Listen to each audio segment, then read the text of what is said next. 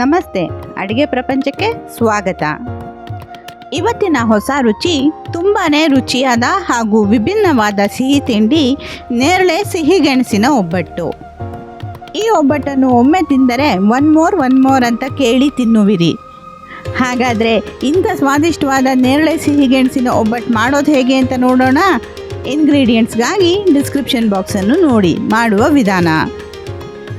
ಮೊದಲಿಗೆ ಒಂದು ಬೇಸನ್ಗೆ 3 ಕಪ್ ಗೋಧಿ ಹಿಟ್ಟು ಹಾಕಿ ಅದಕ್ಕೆ 1 ಚಿಟಿಕೆ ಅರಿಶಿನ, ರುಚಿಗೆ ತಕ್ಕಷ್ಟು ಉಪ್ಪು ಹಾಕಿ ಚೆನ್ನಾಗಿ ಬೆರೆಸಿ.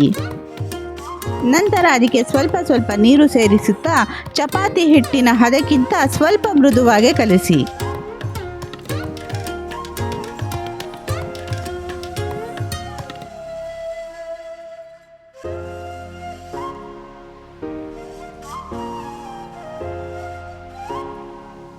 ಹಿಟ್ಟಿಗೆ ಸ್ವಲ್ಪ ಎಣ್ಣೆ ಸೇರಿಸಿ ಚೆನ್ನಾಗಿ ನಾದಿಕೊಳ್ಳಿ.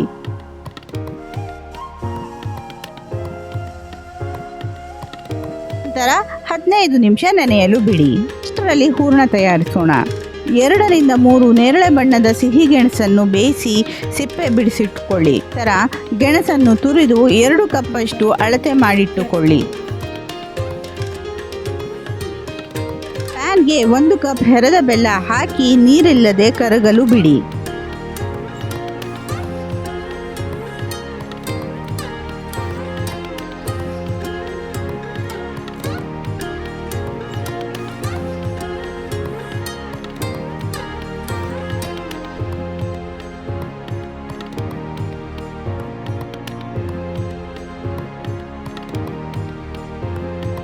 ಬೆಲ್ಲ ಮೆಲ್ಲನೆ ಕರಗಲು ಆರಂಭಿಸಿದಾಗ ಒಮ್ಮೆ ಕೆದಕಿ. ನಂತರ ಅದಕ್ಕೆ ಅರ್ಧ ಕಪ್ ಕಾಯಿ ತುರಿ ಹಾಕಿ ಚೆನ್ನಾಗಿ ಬೆರೆಸಿ. ಕಾಯಿ ಹಾಗೂ ಬೆಲ್ಲ ಚೆನ್ನಾಗಿ ಬೆರೆತ ನಂತರ ಅದಕ್ಕೆ 2 ಟೇಬಲ್ ಸ್ಪೂನ್ ಗಸಗಸೆ ಹಾಗೂ ಅರ್ಧ ಟೀ ಸ್ಪೂನ್ ಏಲಕ್ಕಿ ಪುಡಿ ಹಾಕಿ ಚೆನ್ನಾಗಿ ಬೆರೆಸಿ. ಕಡೆಯದಾಗಿ ಬೇಯಿಸಿ ತುರಿದಿಟ್ಟುಕೊಂಡ 2 ಕಪ್ ನೇರಳೆ ಗೆಣಸು ಹಾಕಿ ಒಂದಕ್ಕೊಂದು ಹೊಂದಿಕೊಳ್ಳುವಂತೆ ಚೆನ್ನಾಗಿ ಬೆರೆಸಿ. ಮಧ್ಯಮ ಉರಿಯಲ್ಲಿ 10 ನಿಮಿಷ ಬೇಯಿಸಿ. ಮಿಶ್ರಣ ಗಟ್ಟಿಯಾದ ನಂತರ ಒಲೆ ಆರಿಸಿ ಆರಲು ಬಿಡಿ. ಹೂರಣ ಆರಿದ ನಂತರ ಅದನ್ನು ಬೇಕಾದ ಗಾತ್ರಕ್ಕೆ ಉಂಡೆ ಮಾಡಿಟ್ಟುಕೊಳ್ಳಿ.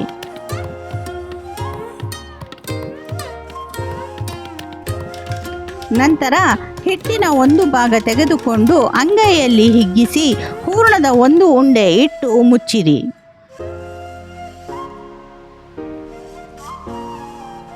ಇದನ್ನು ಸ್ವಲ್ಪ ಒಣ ಹಿಟ್ಟಲ್ಲಿ ಉರುಳಿಸಿ ಮಣೆ ಮೇಲೆ ಇಟ್ಟು ಹಗುರವಾಗಿ ಲಟ್ಟಿಸಿ.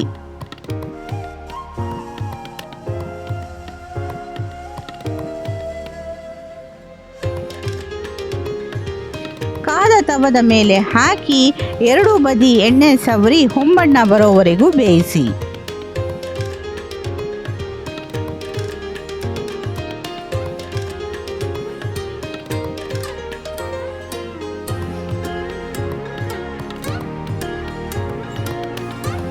ಬಿಸಿ ಬಿಸಿಯಾದ ರುಚಿಯಾದ ನೇರಳೆ ಗೆಣಸಿನ ಒಬ್ಬಟ್ಟು ಸವಿಯಲು ಸಿದ್ಧ. ಮೇಲೆ ಸ್ವಲ್ಪ ತುಪ್ಪ ಹಾಕಿಕೊಳ್ಳಲು ಮರೆಯಬೇಡಿ.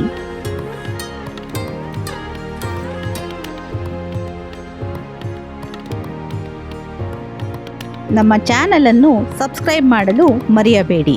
ಹಾಗೆ ವಿಡಿಯೋಗಳನ್ನು ಲೈಕ್, ಕಮೆಂಟ್ ಹಾಗೂ ಶೇರ್ ಮಾಡಿ ಪ್ರೋತ್ಸಾಹಿಸಿ. ಧನ್ಯವಾದ.